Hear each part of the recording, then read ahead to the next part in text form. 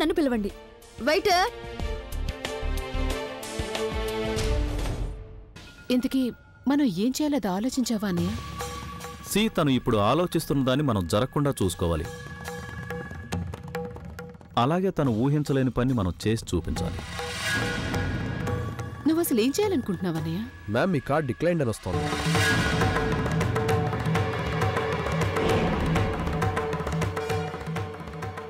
What?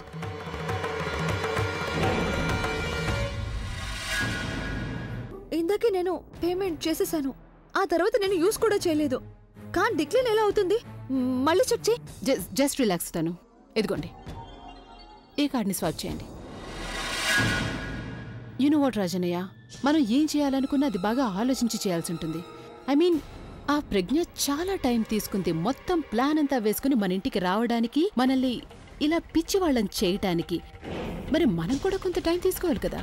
You know what Rajanayya, you take your time. ఈ మొత్తం అంతటిని ఫిగర్ అవుట్ చేయడానికి నీకెంత టైం కావాలంటే అంత తీసుకో. నీకు నేను మాటిస్తున్నాను, మేమందరం నీకు తోడుగా ఉంటాం. మ్యామ్, మీ కార్డ్ కూడా డిక్లైన్డ్ అని వస్తుంది. ఆలియా కార్డ్ కూడా డిక్లైన్డ్. పైగా నా కార్డ్ కూడా అభియే ఇచ్చారు. అంటే ప్రజ్ఞ మొత్తం అందరి అకౌంట్స్ ని బ్లాక్ చేసేసిందా? వాట్? నా కార్డ్ అది declined? How is that even possible?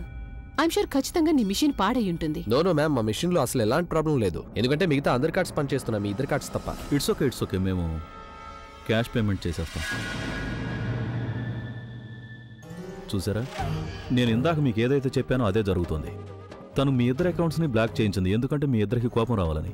మీరు అలసిపోయి ఓటమి ఒప్పుకుని తన కాళ్ళు పట్టుకోవాలని.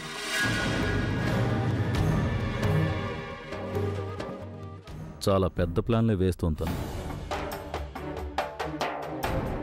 ఓకే, అయితే మన దాన్ని ఆడనిద్దాం. మన దగ్గర చాలా టైం ఉంది కదా. I have an idea. మనందరం రోడ్డు మీద పడి పూర్తిగా అడుగు తినే వాళ్ళలా మారిపోయేంత వరకు ఆటను ఆడనిస్తే ఎలా ఉంటుంది? అప్పుడు మనం ఏదైనా యాక్షన్ తీసుకోవచ్చు, రైట్?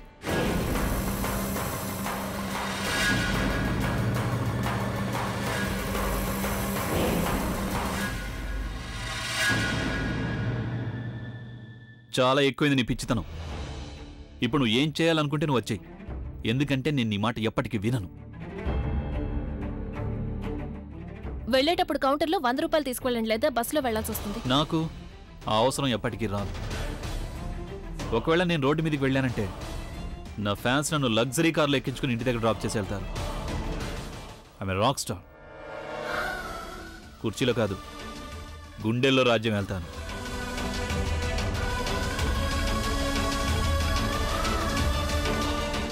మీకెందుకు అర్థం కావడం లేదు? ఇదంతా చేయడం చాలా అవసరం. లేకపోతే మీ అకౌంట్లో ఏదైతే ఫ్రాడ్ జరుగుతోందో అది మీకు ఎప్పటికీ తెలియకుండా పోతుంది.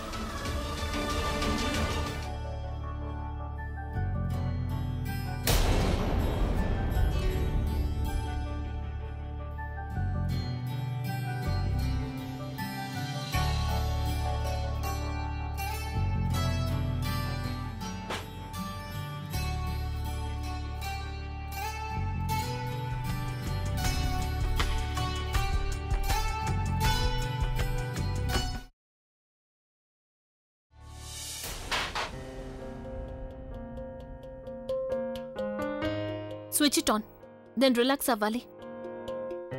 లే ఇక్కడి నుంచి. మీరు నాకు ఆర్డర్ వేస్తున్నారా? ఈ ఇంట్లో ఆర్డర్స్ నేను మాత్రమే వెయ్యాలి.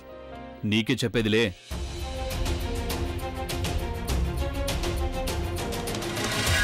నా చెయ్యి వదలండి, లేకపోతే ఏంటి? పోలీసులు పిలుస్తావా, కోర్టుకు వెళ్తావా, ఏం చేసుకుంటా చేసుకో.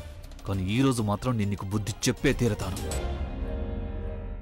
నా చెయ్యి వదలండి. నేను కూర్చో ఇక్కడ. చాలా ఆశగా ఉంది కదా నీకు ఇంటిని రూల్స్ అండ్ రెగ్యులేషన్స్ ప్రకారం నడిపించాలని. ఇప్పుడు ఈ రూల్స్ అండ్ రెగ్యులేషన్స్ ని నువ్వు కూడా పాటించాల్సి ఉంటుంది. తినిది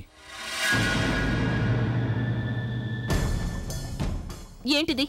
నా ఫ్యామిలీకి నువ్వు ఏదైతే భోజనం పెట్టావో అదే భోజనం ఇది. అయితే నేను ఎవరినైతే దీన్ని తినమని చెప్పానో వాళ్ళనే తినమని చెప్పండి. నాకెందుకు తినిపిస్తున్నారు? ఈ భోజనం తినేటట్టుందని నీకు అనిపిస్తోందా? నువ్వు నా ఫ్యామిలీకి ఈ పొద్దుటి భోజనం తినమని చెప్పావా? ఎందుకంటే వాళ్ళు ఉదయం తినాల్సిన భోజనం తినకుండా వదిలేశారు. ఈ భోజనాన్ని అనవసరంగా వేస్ట్ చేయబోయారు. ఉదయం భోజనం రాత్రికి తిన్నారంటే అప్పుడే వాళ్ళు రియలైజ్ అవుతారు ఈ భోజనం ఫ్రీగా రావడం లేదు అని. దీనికి కూడా డబ్బు ఖర్చు అవుతుంది. దానివల్ల డబ్బు డబ్బు నువ్వు డబ్బు కోసం పిచ్చిదానివైనట్టు నేను కూడా అంత పిచ్చివాడిని అవ్వలేదు. ఈ రోజు వరకు నేను నా ఫ్యామిలీ సంతోషానికి ఎప్పుడు డబ్బుని అడ్డు రానివ్వలేదు. నేను ఏదైతే సంపాదించానో అది వాళ్ళ కోసం సంపాదించాను, ఎందుకంటే వాళ్ళకి ఏ లోటు రాకుండా ఉండాలని, వాళ్ళకి ప్రతి సంతోషం లభించాలని.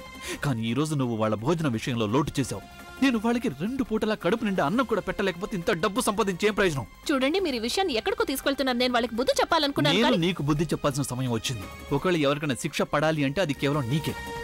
నువ్వు డబ్బు యావలో పడి ఎంత గుడ్డిదాని అయిపోయావు అంటే నీకు మనిషికి ఇంకా ప్రాఫిట్ అండ్ లాస్ కి మధ్య తేడాయే తెలియడం లేదు. చివరికి ఈ రోజు నువ్వు మా నాన్నమ్మకి ఈ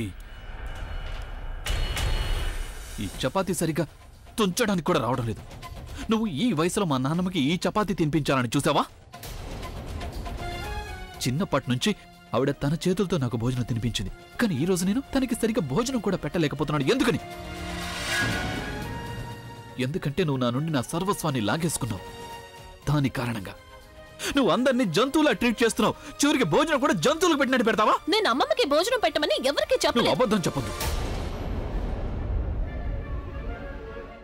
నేను స్వయంగా నా కళ్ళతో చూశాను. ఈ చపాతీ మా నాన్నమ్మ గొంతులు అడ్డుపడింది. తనకి ఊపిరి ఆడలేదు. మేమందరం ఉన్నాం కాబట్టి సరిపోయింది. తను ఒక్కతే ఉందంటే అప్పుడేమైంది?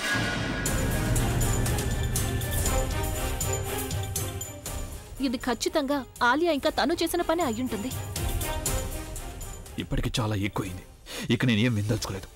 ఇప్పుడే కిందికి వచ్చి నువ్వు అందరి ముందు తనకి క్షమాపణ చెప్పాలి. అలాగే నువ్వు ఇలాంటి తప్పు ఇంకెప్పుడు చేయకూడదు. పద కిందికి.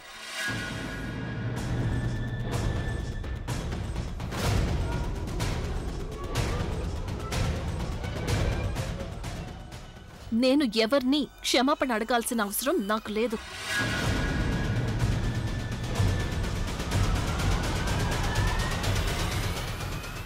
నేను పైకి వెళ్లడమే మంచిదనిపిస్తోంది. నానమ్మా, ఎక్కడికి వెళ్తున్నావు నువ్వు? అన్నయ్యని తన పని తను చేయనివ్వండి. వాడు పైన ఒంటరిగా ఉన్నాడు. చాలా కోపంగా వెళ్ళాడు కదా. విషయం సరిచేయడానికి బదులు చెడగొట్టకూడదు. ఏం చెడిపోతుంది నానమ్మా?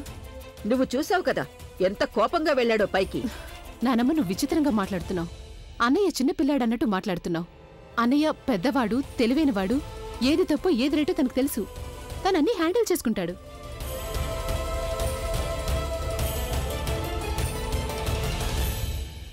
కోపంలో అన్నయ్య పైకి వెళ్ళి ప్రజ్ఞని మర్డర్ చేసేయాలి.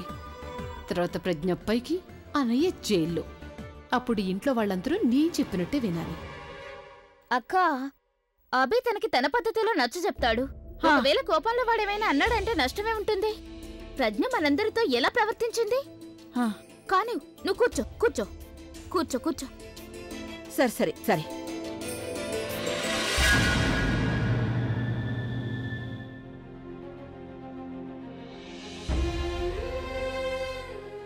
మిస్టర్ అభిషేక్ మెహ్రా, నేను చెప్పాను కదా, నేను ఎవరిని క్షమాపణ అడగను. ఎందుకంటే నేనేమి తప్పు చేయలేదు.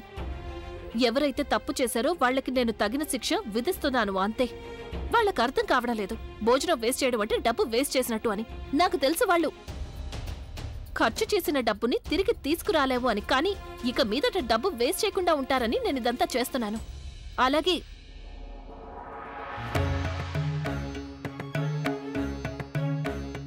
నేనిదంతా కూడా వాళ్ళకి మంచి జరగడం కోసమే చేస్తున్నాను. దీనికి వాళ్ళందరూ నాకు థ్యాంక్స్ చెప్పాలి. థ్యాంక్స్ చెప్పడానికి బదులు మీరు నన్ను సారీ చెప్పమని అడుగుతున్నారా?